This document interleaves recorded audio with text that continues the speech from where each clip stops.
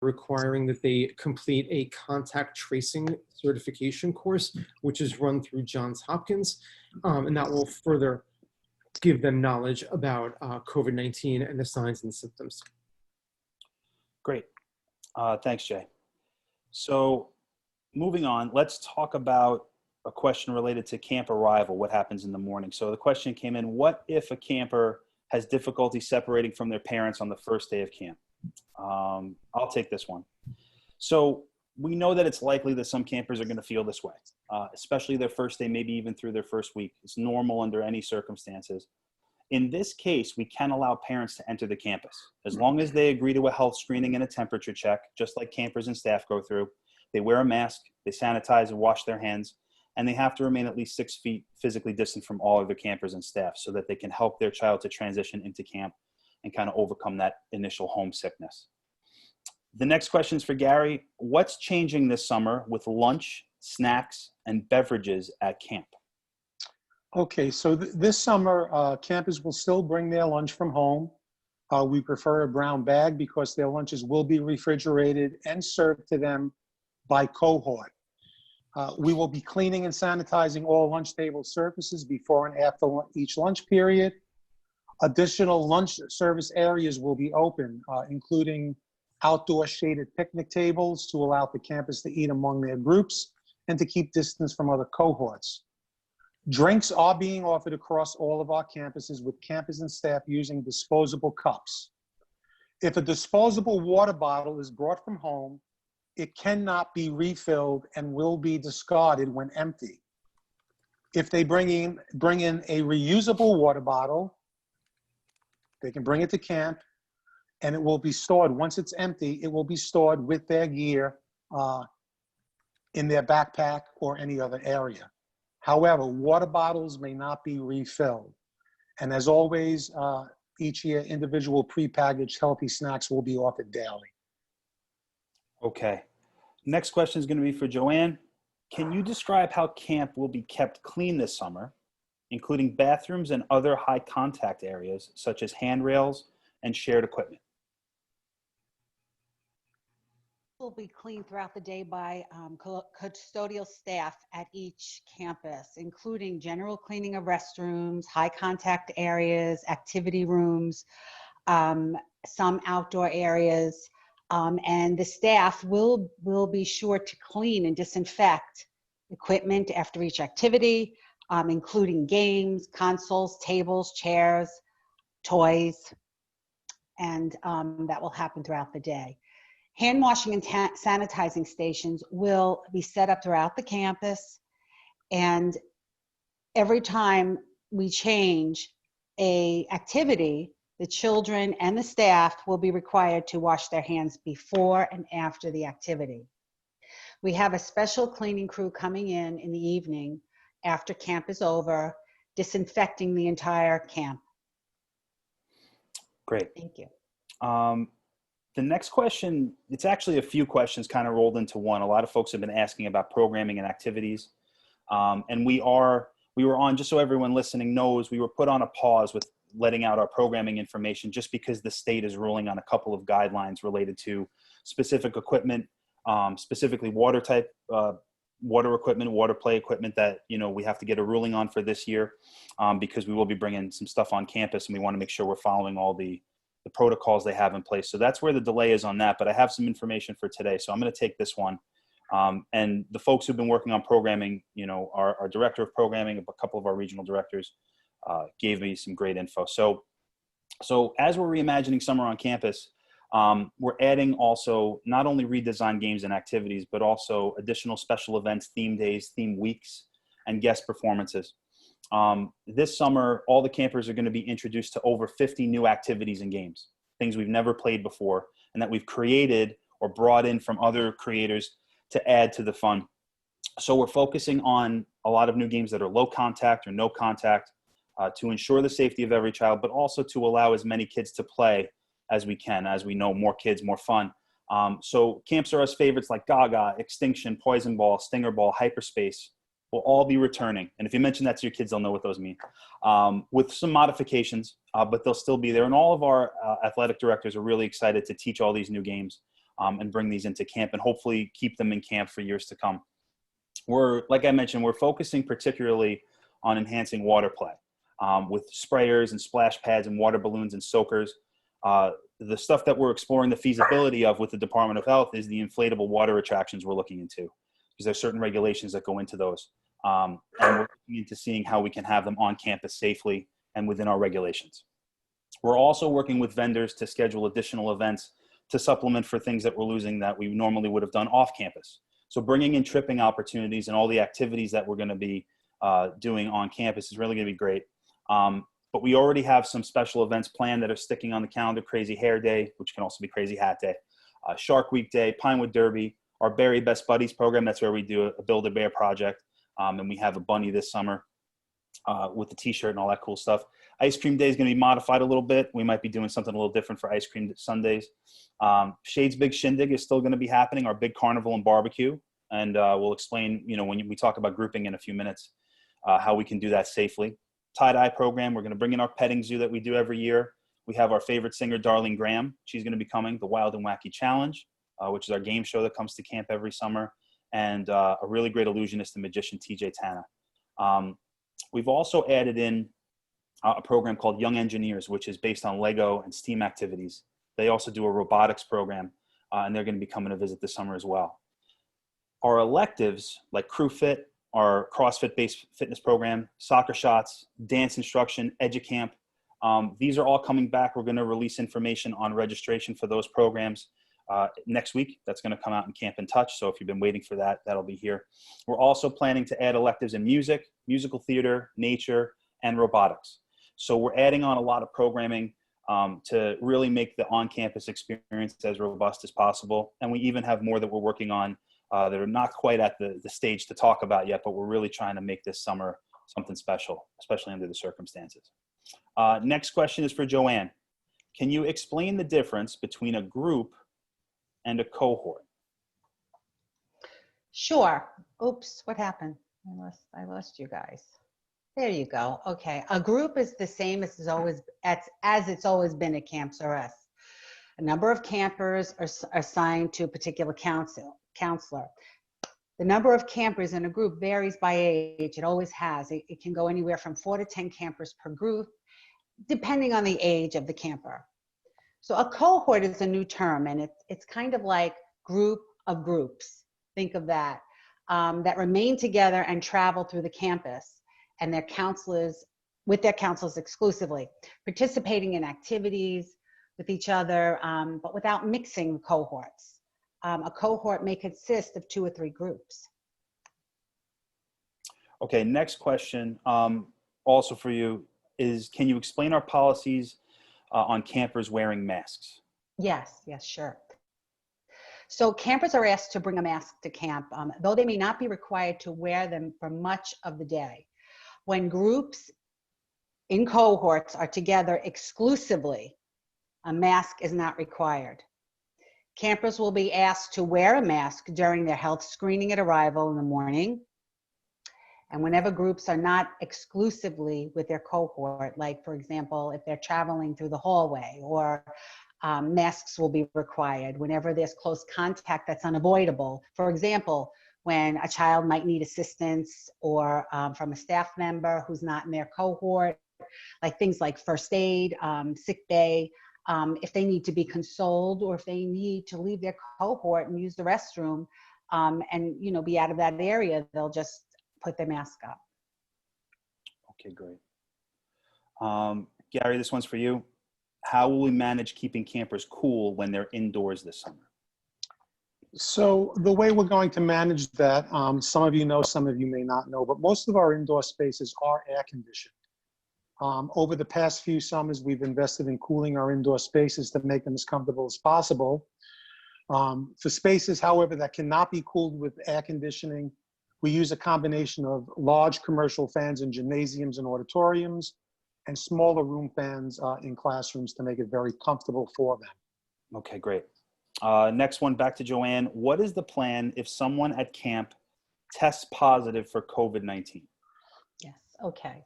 So we follow the direction of the CDC the American Camping Association, and the New York State Department of Health.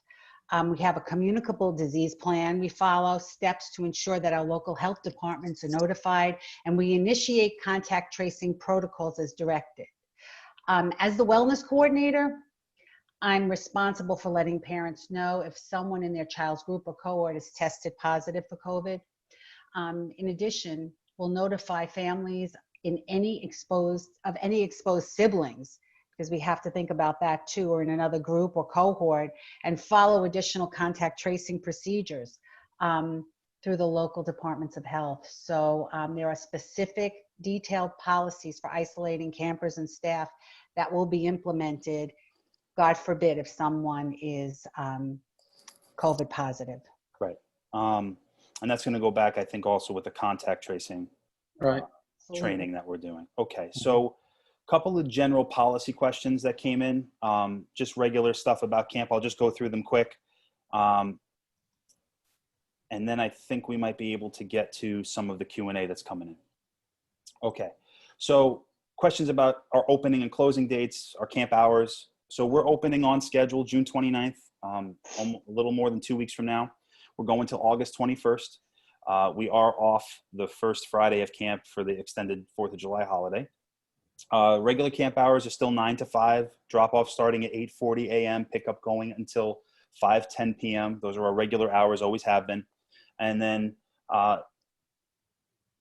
the only difference is going to be, as you may have read, if you read through the guidelines, there's a specific process in place for staff to accept campers. So during arrival, it'll be a little bit different with how you drop off. So we're going to do everything from the car. Basically, you'll have a place on campus to pull up. There'll be a station there with a tent and a table and a staff member who'll be asking some questions and also taking the temperature of all the campers in the car. So that morning health screening will happen every day. It happens for staff as they arrive, happens for campers as they arrive. And then additional specific information to each campus, exactly where you're going to park, where you're going to pull in, how we're going to do this. That'll be provided in your welcome packet that comes home before opening day. We're offering our usual extended hours as well. So drop-offs as early as 7:30, pickups as late as 6 p.m. The same arrival and dismissal protocols will be in place for extended hours. So the staff will be there, kind of like a valet service at the car. This way we avoid as much contact as possible. So the thing to consider is arrival and dismissal may be a little bit longer than usual, just under the circumstances. So we appreciate your patience with that. And, as we navigate it, we're trying to do it as safely and expeditiously as possible, but really focusing on the safety there. Another question logistically about visitors. So our visitation policy has changed. We're not able to welcome visitors unless it's an emergency, or if it relates to a camper's health or wellness, if you have to come in for something like that. Same thing goes for camp performers, custodial staff, other personnel who are doing work in the building. They have to go through a health screening, just like our campers and staff if they have to come in. And we have all that scheduled precisely so we avoid as much contact as possible. One last question that came in this morning, and it was a great question because it has to do with the parent attestation form. One question on there asks, and it pertains to taking a trip before or during camp. And if you're planning to take a vacation or a trip before camp begins, is that okay? And the answer is yes, it's okay.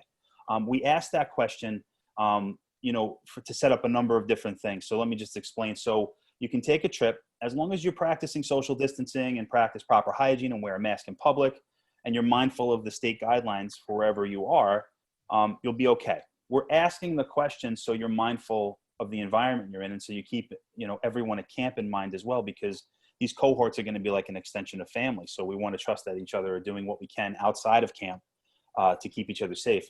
But if you can't sign off on that statement, if the attestation says, are you traveling, and you have to say no, you can still initial it and just fill out where you're going and when you're going, the specific dates.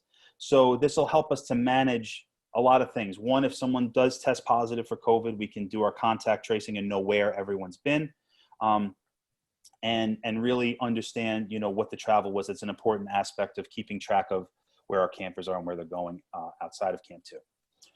Okay, so panelists, at this point, we've answered the majority of the questions submitted. We have a lot of Q&A coming in.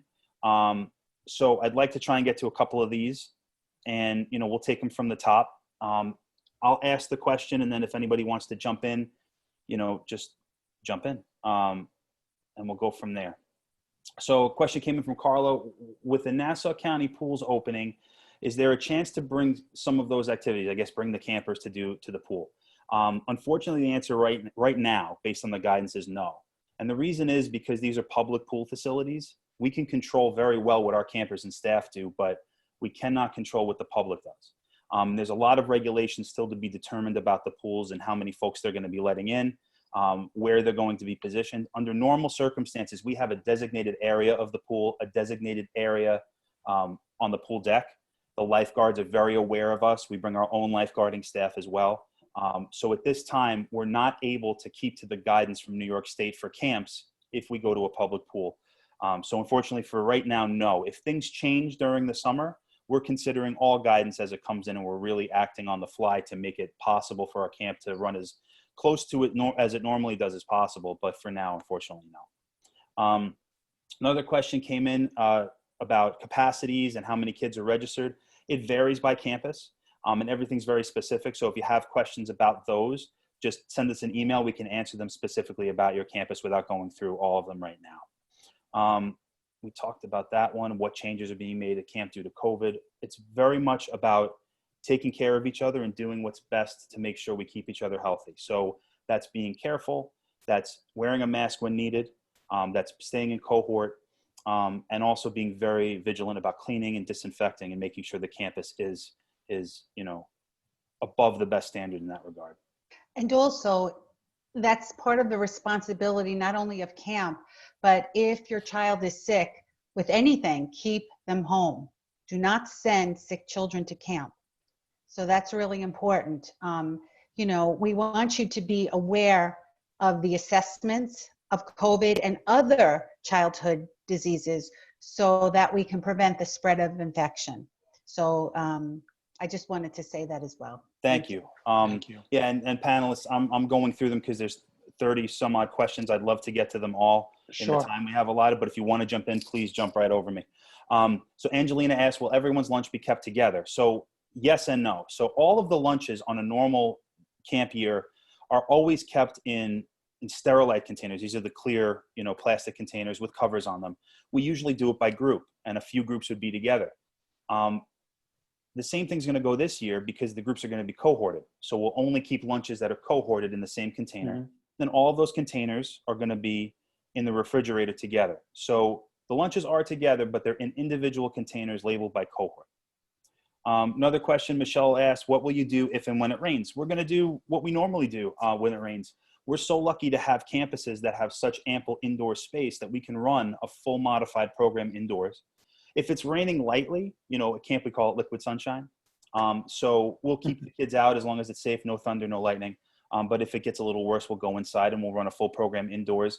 We have modified schedules. We have activities that are just based on rainy day schedules. And the kids will still be able to move around the campus as well.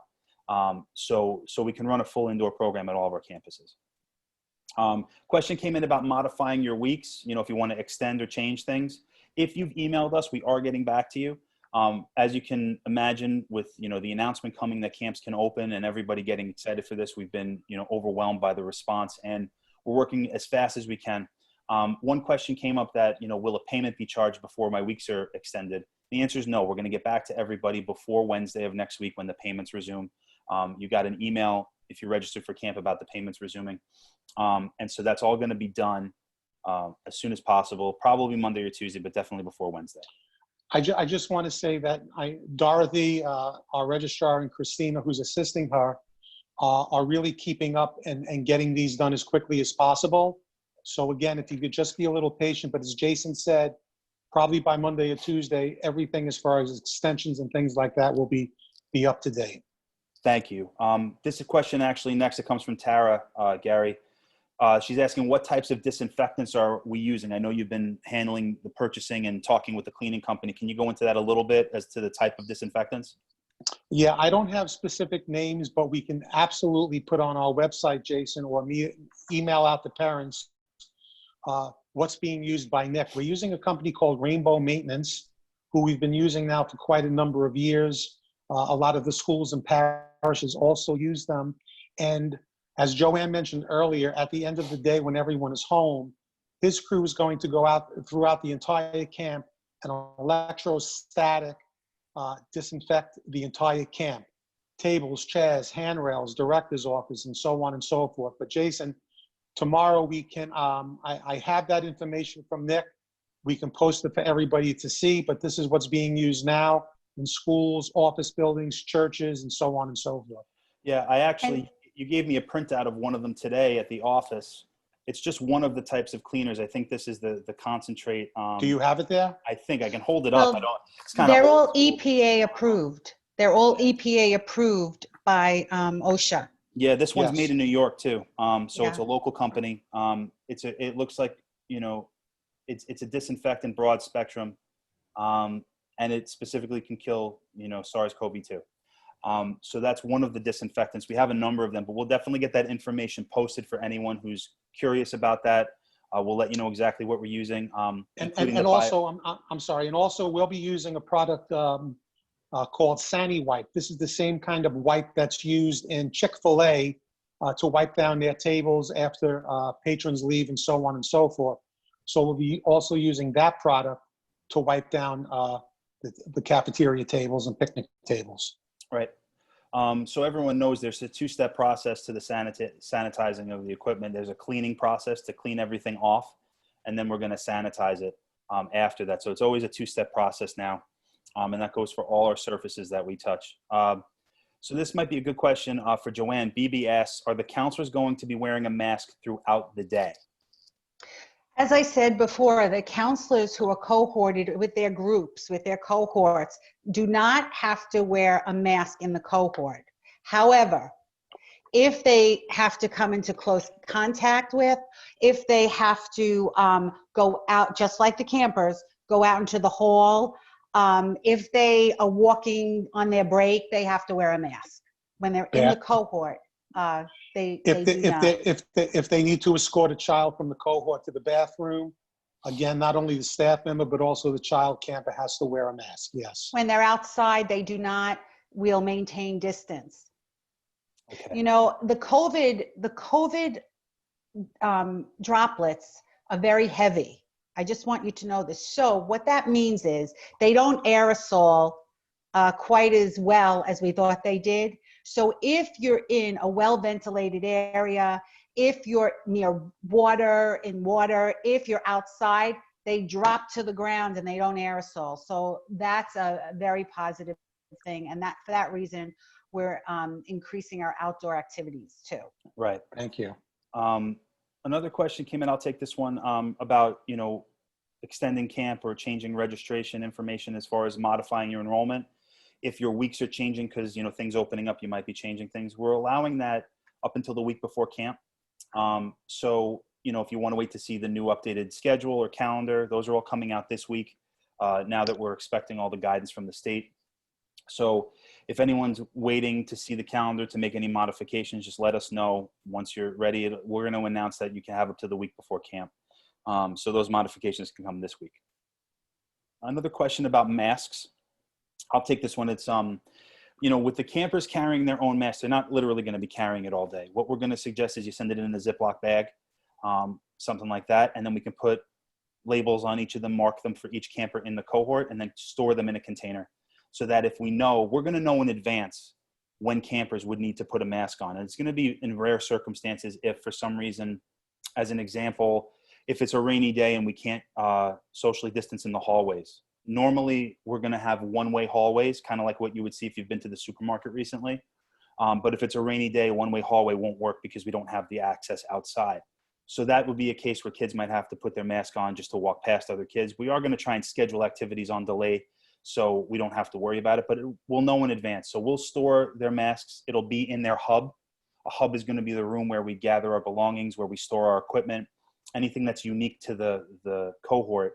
And that'll include masks. So staff will be responsible for that for the most part for campers. This way we don't have to worry about them losing it or dropping it. Another question that came in from Sean and Jackie, do these activities and guests go to every campus at some point, or are there different activities happening at different campuses? So yes, all of the things we're planning are being planned for every campus. as they're feasible. We may have an alternative person, like for example, if Darlene Graham, our favorite singer, can't make it to one of the campuses, she might have a colleague who would cover for her. Same thing with TJ, the illusionist. If he can't schedule something for us this summer, we'll find someone who's comparable for another campus. So, but every campus, the activities, the electives, the programming, it's all being designed globally for everyone. So everyone's going to be able to partake in the same types of activities with maybe just a few modifications. Lisa asked a question about rain days and extreme heat days. We kind of answered that. We can run a full program. We are adding canopy tents to the campuses in addition to what we normally have. You know, drink stations and hand washing stations all over the place. So we're really going to be careful to keep everybody safe and cool. Let's go through these other ones here. Okay, so we answered the question. Mary asked the question again about pools. What's preventing us from going to the pools is the public. They won't allow us exclusive access to the pools. So we can't control what the general public's going to be doing. And since we can't control what they're doing, we can't keep everyone as safe as we can on campus. If things change and as things reopen, things might you know, be introduced in the New York State guidance or the governor introducing information, we will update. I would just like to add to that, please, with the pools. Not only we can't control with the public, but honestly, most of the time there aren't that many public participants at the pool, but there are other camps, and we don't know if they're going to limit the number of people who can use the pool. But again, we can control our camp and staff, but we really can't control other camps and staff and or public. So great. Thank you. Another question, Monica asked, how are the water activities going to be maintained and be sanitary? So that's one of the things that we're talking about with the Department of Health. There's very specific rules about what types of water equipment we can use on campus, as far as filtering of the water, things like that. So we're working on that. But everything we do with water activities will be clean, with fresh water. We're not going to be recycling water. We're not going to have any water that is in a pool type activity. It's all going to be water that is continually flowing, more like a spray park type water flow where the water, you know, runs the drain and then the new water comes through the hose. Cindy asked, kids need to keep their masks in their pockets. I mean, they can, but I would say keep it in, you know, your little Ziploc bag in your container. It's probably the best way to do it. This way the staff can help maintain where the masks are. And if a camper loses a mask or something happens during the day, we'll take, you know, the necessary steps to make sure they have something to cover them.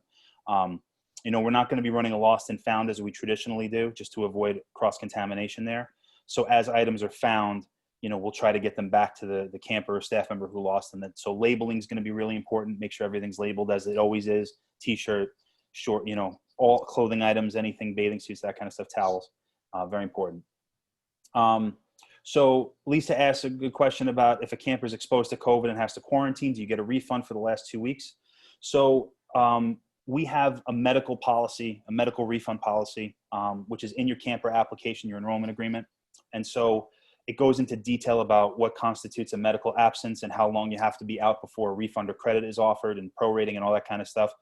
Lisa, if you have a specific question with that, just email us and I'll get you all the info. It goes into some detail, so we're going to keep going through our answers at this point.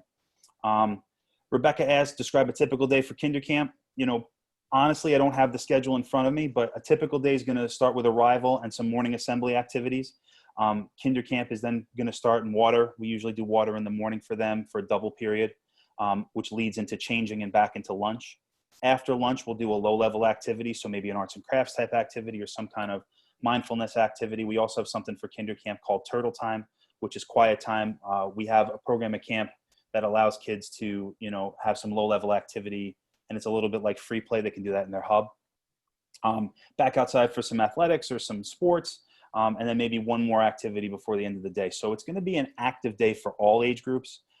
Kinder camp, especially with our youngest campers, you know, tiny tots and kinder camp, we're going to keep them moving and really, you know, get them active and, you know, having a really great summer. Can you describe, let's see here, how do you handle allergies for children at lunch? That's a great question. And it's a nice difference from a COVID question. I appreciate that. So we're very careful about being allergy aware. So a couple things before the summer, all of our senior staff are trained in allergy awareness and anaphylaxis response. It's an American Red Cross class. I actually teach the class for our staff. And then we also take a training with an outside organization called Safe for Kids. And this is a great organization on Long Island, a not-for-profit dedicated to food allergy awareness and food allergy recognition and safety for children. Kerry, who runs the organization, comes in. Normally, she'll do an in-person class for all of our staff. The entire staff takes the class in 5 different sessions. This year, it'll be a virtual training where she goes through all of the different things to recognize food allergies, to understand what they mean, to understand contamination, cleaning, making sure campers don't share food. We're very, very keen to allergies, and we're very, very much risk averse to allergies. So, you know, I hope that answers your question. Let's see. Can you describe the changes that are happening at the Valley Stream campus, how the new green space is going to be? Oh, so yeah. Yeah, you want to take this one? Yeah, you can take this one. Yeah, Jay, this is your region. So little Jay is the regional director for Valley Stream. Jump right in. Go ahead. Thank you. So first of all, we're super, super excited about this new green space. And if you are in Valley Stream and you didn't know we have green space, well, now we do, and it's actually going to be quite a bit of it. So some of the areas, just depending on the size, we can use as kind of like picnic areas for lunch. There are some grass areas on the side of the building that we can use for some water activities, especially with our younger campers. Some relay races. The area in the front of the church, there's actually a good amount of shrubbery that does provide a barrier, and we can do some activities there, some low-level activities or relay races. And there's even some areas, some green areas that are kind of sandwiched between a couple of the church buildings that we are able to use this year. And it's a little bit more protected from kind of the outside. But the vast majority of the green area is actually kind of barriered off with some shrubbery. So Jay, what you're saying is the photos I took didn't really show that well. That's okay. But it did show beautiful green area. Yeah, it's fantastic. And we are extremely excited about taking advantage of this year. It's going to be great. I'm very much looking forward to it. Us too. You know, we're also, for Rebecca, just for your own clarity too, we'll have staff positioned where there aren't natural barriers like the shrubs. We also have the use of cones. And we have a number of campuses that have open green space. So we're used to programming in a certain way so that activity is facing in rather than out. We're going to make sure it's safe no matter what. And I should also add to that, if I could, Jay, before camp actually starts, all of our staff gets on campus and we do a campus orientation.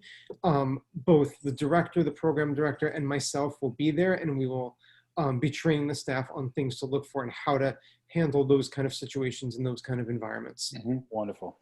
Meredith asks, if a camper tests positive in my child's group, does my child need to stay home for a number of days? If so, Is there a refund?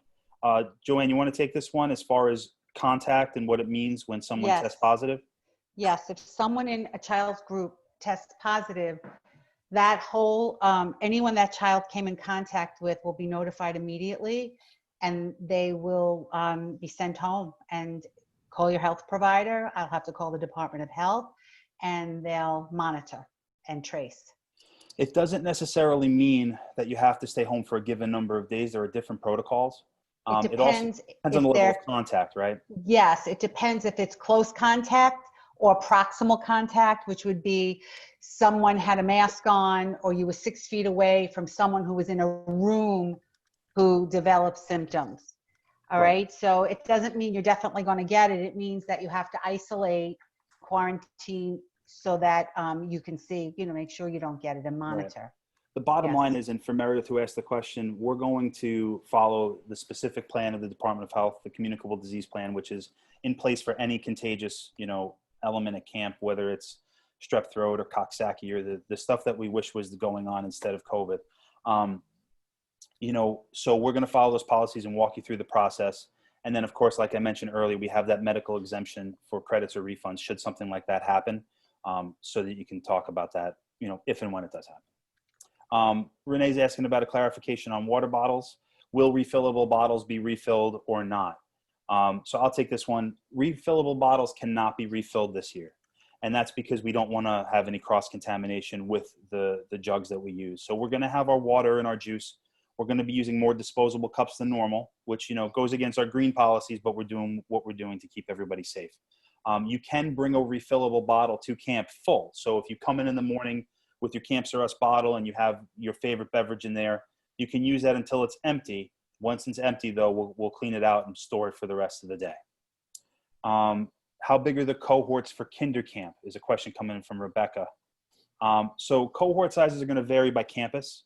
I would say pop us over an email from your particular campus, and we can let you know the cohort size. But we're looking anywhere between 10 and 20 campers in a cohort for kinder camp generally.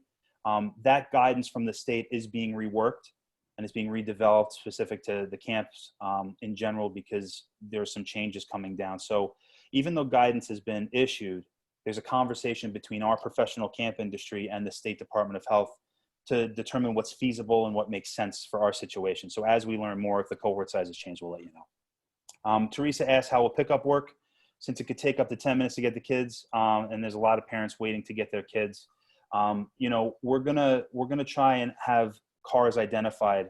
One idea we're working on is a placard for the car, which would actually have the names of the campers. You just put it in when you pull up to the property, names of the campers. You can also, you know, flash your photo ID. As you may know, most families know, our staff who run dismissal get to know everybody pretty quickly.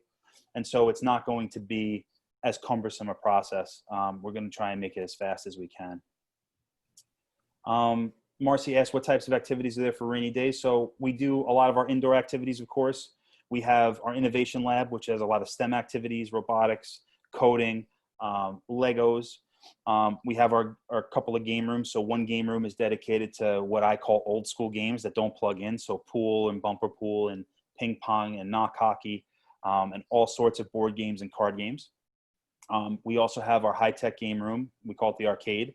So Xbox One, PlayStation 4, Nintendo Switch. We also have tablets. We use the Kindle tablets with the unlimited free time. So it's education-based and really appropriately aged types of activities. We'll also add in, you know, stuff in our dance room. We're going to be doing some unique activities in our gymnasiums as far as breaking up the room to accommodate maybe multiple groups, especially at the campuses that have a larger gym. So, and we'll also bring out some exclusives, some rainy day stuff.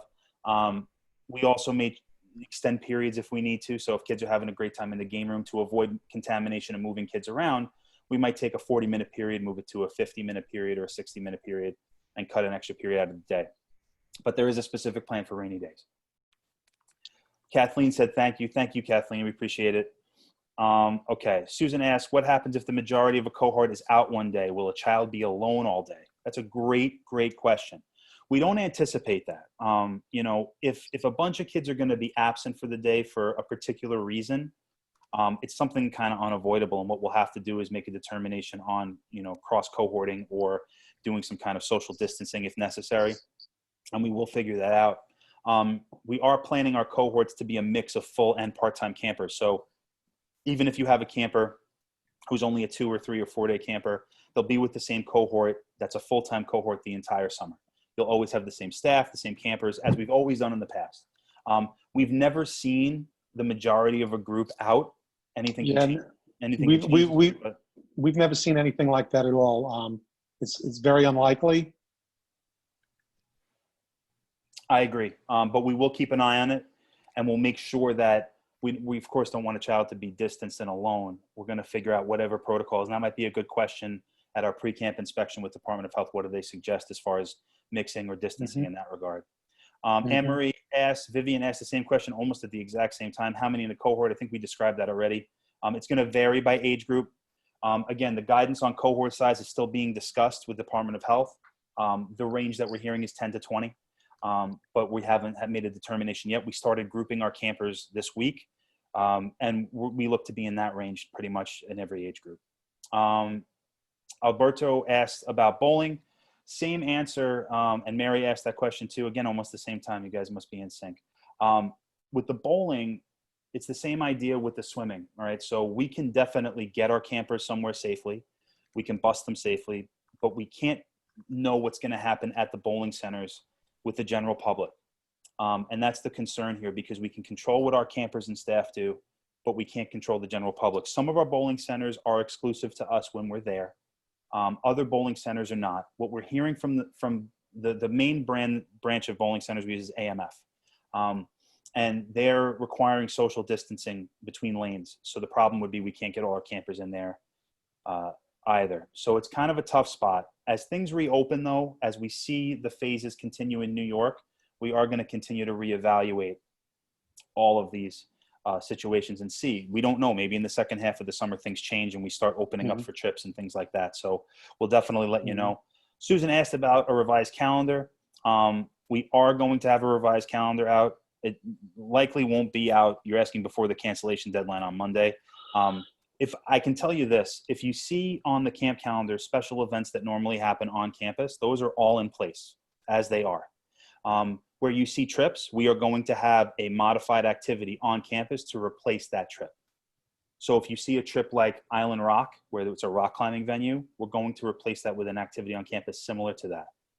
If you see the trip to Little Gym or to Great Play, those are indoor gymnastics facilities. We're going to try and have the staff from those facilities come and do the same activities on campus. So you can get an understanding from the current calendar as to what types of activities. We're not going to shift where the activities fall on the calendar. The only thing you'll see is the swimming and bowling come off, but we're going to have water activities daily. We can't really replace bowling on campus, but we are going to be having all those extra electives, and there's going to be different electives every day. As I mentioned earlier, with nature, with theater, with music, with the robotics program, those will run. If you need to switch your days or something like that after the calendars come out again, like I said, you can let us know. Can my son take his cell phone with him to camp? Bobby, that's a great question. So we have a no technology policy for campers and staff, at camp. And, we still know the campers come with cell phones. We still know, that they keep in their backpacks, or mom and dad says, turn them on. I want to have the location tracking on, whatever it is. And we get it. I'm a parent too. Those grandkids that call Gary Pa are my kids. So I'm going to tell you, I don't recommend a cell phone. $1,000 iPhone or whatever these things cost nowadays. Wow, I have a lot of notifications. Probably not worth taking to camp for, discussions of it breaking or getting lost or someone seeing it and taking it, God forbid, I would say no. If you ever need to contact your child at camp, you call the office, we get them on the phone as quickly as we can. And since we're not traveling, that's going to be an even quicker process now. We used to do it with off-campus activities as well. Okay. So Lauren asked, repeat what activities kids will be doing during the day. We're not traveling, Lauren. We're doing everything on campus.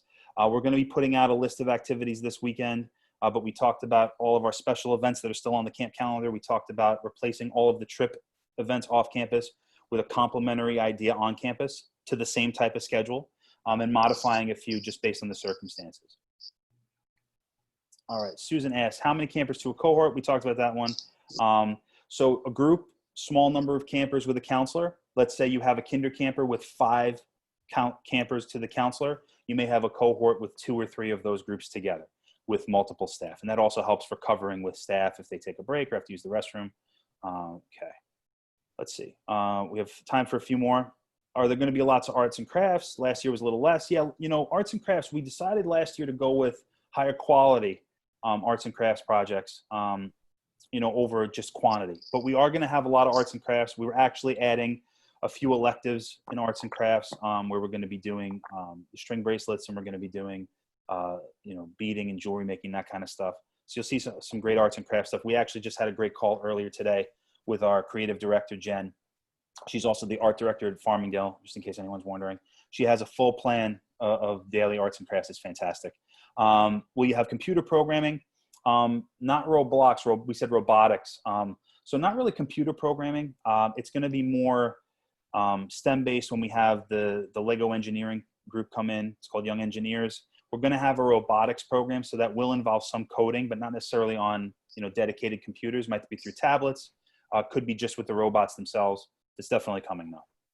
Jay, also mention our EduCamp program, which I think a lot of parents may be interested in with what's been going on with the virtual learning in school and everything. Oh, sure. Yeah. So EduCamp, for anyone who doesn't know, EduCamps are proprietary, prevent the summer slide program. So, under normal circumstances, kids who don't practice their reading and math during the summer, they do this thing called the slide, and they start back in September, a little behind where they ended in the previous spring.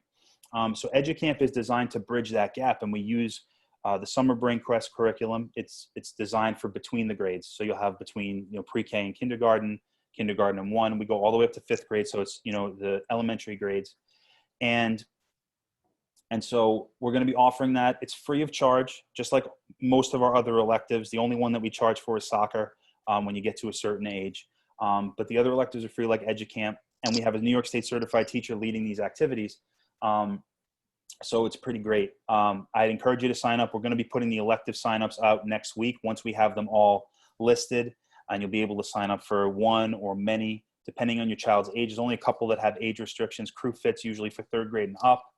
We might change that restriction, go a little bit younger for, this year. So you'll see that stuff come out. Amy, thanks so much for your comment. We appreciate it. Can't wait to see you guys this summer. Let's see. Vivian, let's see. Oh, if you have campers registered while camp is in progress, are they added to a cohort or is a new cohort created? It's a great question. So could be one or could be the other. It depends on how many campers register midsummer. They still have to follow the same protocols as everyone starting, when camp starts. So that's the 14 days of temperature checks. Another option we didn't mention, if your child has a test, is tested, if you decide to test them, you can do temperature checks between the test and your start of the camp day too. If you test negative, even 2 days before camp starts, correct me if I'm wrong, Joanne, on this one too. Yeah. Once you have a test. So say if you just decided a couple of days before that you want to send your child to camp and you don't want to wait the 14 days, okay, you can go for a free antigen test. Actually, we have a company that we were on a call with today who provide free testing out in Hop Hog. I also believe there are a couple of Allergy centers like City MD who provide the test, or your child's pediatrician. You can have them tested and then begin temperature checks right after the testing. And they can come to camp right away. But we have to make sure that at least 14 days before they're not showing signs of temperature or any signs of COVID. Unless they're tested, of course. So, so another question that came in, if you want to change your registration, modify your weeks, change weeks around, you can do that. And then you can add them back in if you want to do that too.